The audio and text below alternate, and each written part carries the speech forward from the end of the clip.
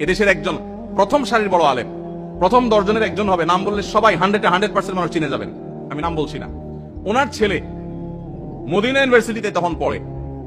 আমাকে বলেছিল ব্যক্তিগতভাবে, ভাই আল্লাহ আমাকে আলেম বানিয়েছেন, মাদ্রাসা পড়িয়েছেন, ইউনিভার্সিটিতে পড়ালেখা করে অনার্স করেছি। আমি শৈশবে ছোট জীবনে মসজিদ থেকে ধমক খাইছি এক মুরব্বীর। আমি মরণ পর্যন্ত ভুলবো না আমার মনে কতটা আঘাত সেটা এঁকে দিয়েছে। বহু ধমক জীবনে খেয়েছি, কিন্তু ওই ধমকটা ভুলবো না। মসজিদে গিয়েছি বহুত আবেগ নিয়ে, অনুভূতি নিয়ে, একটু দুষ্টামি করেছি, যেই ধমক খেয়েছি আমার ভেতরটা কেঁপে উঠছে। আমি চিন্তা করি আমার জায়গায় একজন সাধারণ মুসলমান যে এতটা ইসলাম বুঝে না, হয়তো স্কুল কলেজে পড়েছে, সে যদি আঘাতটা পাইতো সে হয়তো নাস্তিক হয়ে যেত, সে তো ইসলাম থেকে দূরে সরে যেত। এই জন্য মসজিদ থেকে বাচ্চাদেরকে ধমক দিবেন না। আদর্শ মসজিদের জন্য, বাচ্চাদের জন্য, যুবকদের জন্য, এমনকি মা বোনদের দ্বীনি শিক্ষার জন্য চিন্তা ভাবনা ফিকির, তাদের জন্য পর্দা প্রাইভেসি রক্ষা করে কিভাবে তাদেরকে দিনদার বানানো যায়, ফরজ আইনের ইলম শেখানো যায়, সেই ব্যবস্থাপনা থাকতে হবে। মসজিদ থেকে জনসেবামূলক কার্যক্রম থাকতে হবে। জনসেবার জন্য পয়সার দরকার নাই, ইচ্ছা যথেষ্ট। আমি একটা ক্যাম্পেইন শুরু করছি।